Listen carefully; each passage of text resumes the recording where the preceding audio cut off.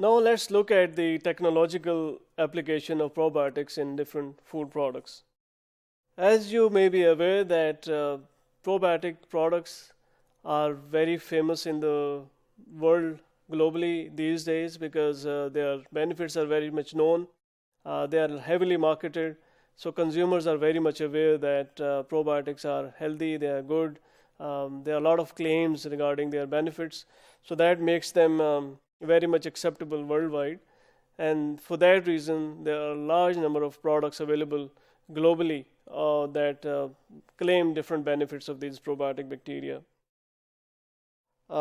These probiotic bacteria or which are used in these products, they can also be used in pharmaceutical products, as well as their uses for animal feed as well. Because recently we have known that these probiotic bacteria, when they are administered into feed, they improve the feed conversion ratio. They can reduce the disease occurrence in animals as well. So they have tremendous application in the feed industry as well.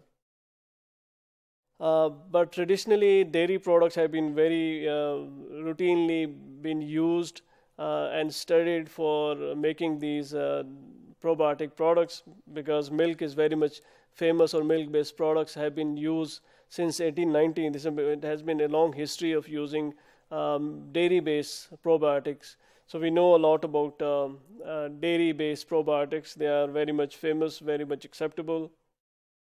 In certain cases, it is possible to have monocultures of probiotics in certain milk product or dairy products, where we only have one culture that is added into the final product that gives the probiotic benefits at the end.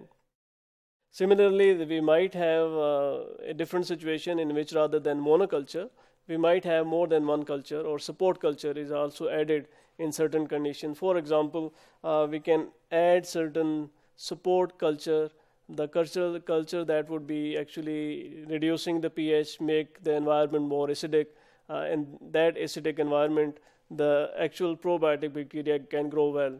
So we can have these bacteria as a support bacteria or support culture that helps the main probiotic to grow by providing them desirable condition within the end product. Similarly, lactobacilli and bifidobacterium, they have been very routinely used as probiotic products, and they do have a longer life within the final product. For example, they might survive for 4 to 8 weeks in the final product. And as you might appreciate that normally the kind of food product in which these are added, for example yogurt, it will not have that longer shelf life. So they do maintain their survival for a longer time, and that makes them more useful for the end user.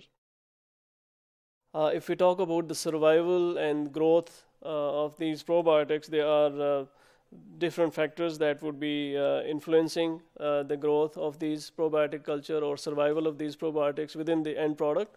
It can be the starter culture, the temperature of fermentation, it can be pH, sugar contents, it can be whether there is oxygen present in the medium or not. And similarly, there can be other packaging material or fruit preparations or ingredients that are there in the final product.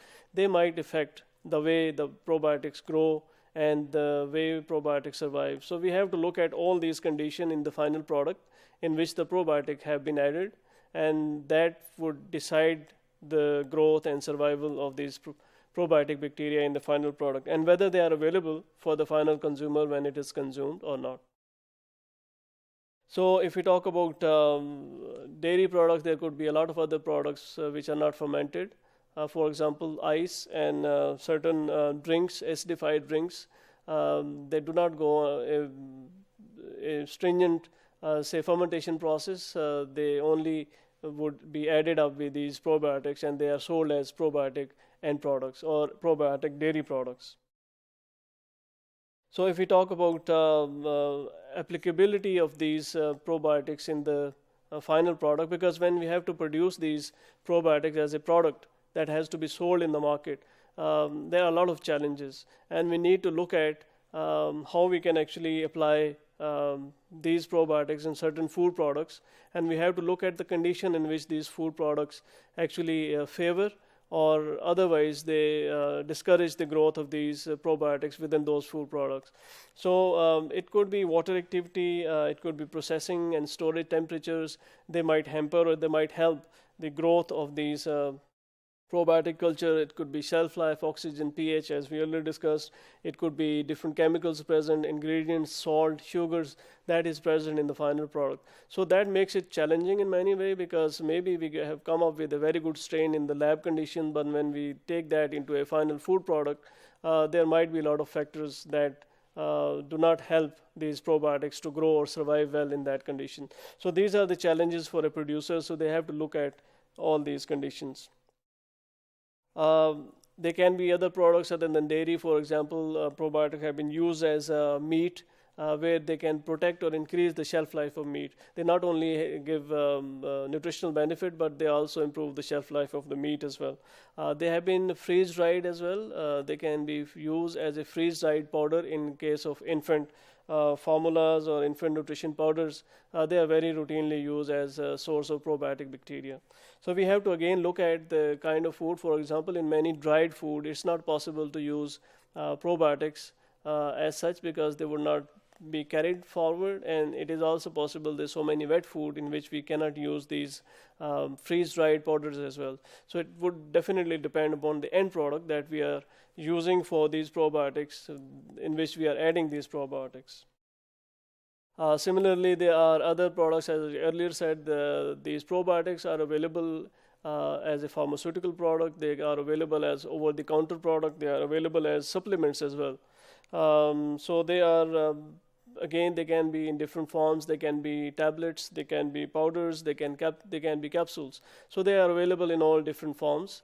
But in case of pharmaceutical products, it's comparatively easier, because we are not dealing with a lot of variable factors. For example, in case of milk or in case of food product, where we have to deal with so many the environment, the food matrix, it would really affect the growth and survival of these microorganisms. So that is why we can see probiotic products as a pharmaceutical products available in the market in different forms.